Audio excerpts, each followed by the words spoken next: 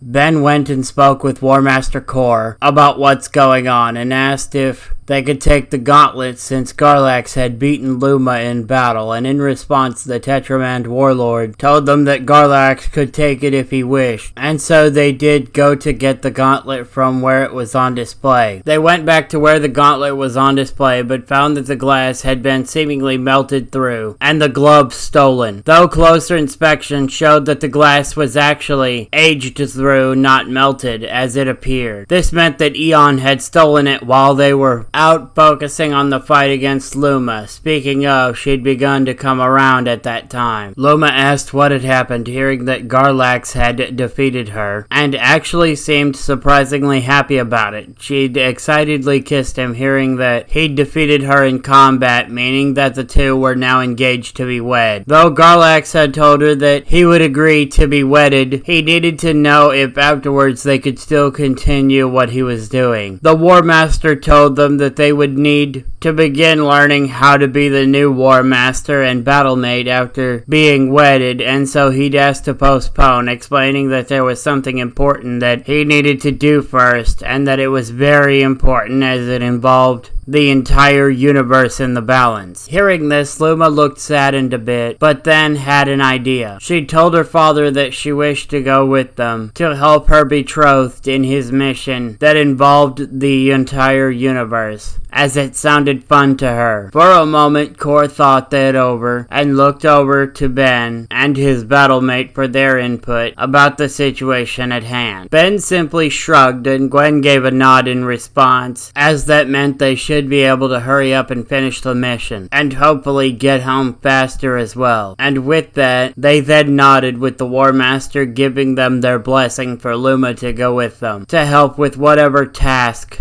this would involve. Since that was agreed to, Ben says that they'd need a few extra supplies, and maybe he'd actually be able to teach Luma to cook. Zubjara knows Kor sure as hell can't. At least one of them should be able to, while smirking at the War Master. Kor laughed and asked if Ben was looking for a rematch, to which our hero jokingly asked if he was looking to lose another one. But the two were clearly just joking around, as they just started laughing together. Kor then puts his top two arms onto Ben's shoulders, wishing him well in his future battles, and says that they will have supplies loaded soon, but they should rest for the night and leave after breakfast, to which they nodded in agreement, seeing as how Paradox or some other person from the future hadn't come to give them any warnings or other thing of the like. They had a good time while staying at the War Master's fortress, but had to leave after breakfast, though where they should go next they weren't really sure. They did just keep heading in the direction in which they already were, before making it to the Tetramand homeworld, figuring that's the best course to take for now. They did take Luma with them, gathering another crew member as they continued into space, headed off down the way, while they were just sort of drifting towards where they assumed would be the next location. Garlax and Luma had asked Ben to train them, and he'd agreed, thinking it would be good to train them in combat, and so began doing that. Currently they were doing individual combat. Thing is, Ben obviously had the advantage, not only having fought their species for many years, but having been trained in multiple forms of combat. He'd taken both of them down with ease, and then began explaining the mistakes in their styles of combat. Ben started teaching the two of them, starting with the basics of styles that would be better suited for each of them. That meaning Garlax was being taught one style and Luma was being taught another. This meant they'd each have a specific fighting style to learn, all their own, not just the same style of fighting. Ben had the two of them spar together using only the basics of what he'd taught the two of them, and went to speak with Reverb for a bit,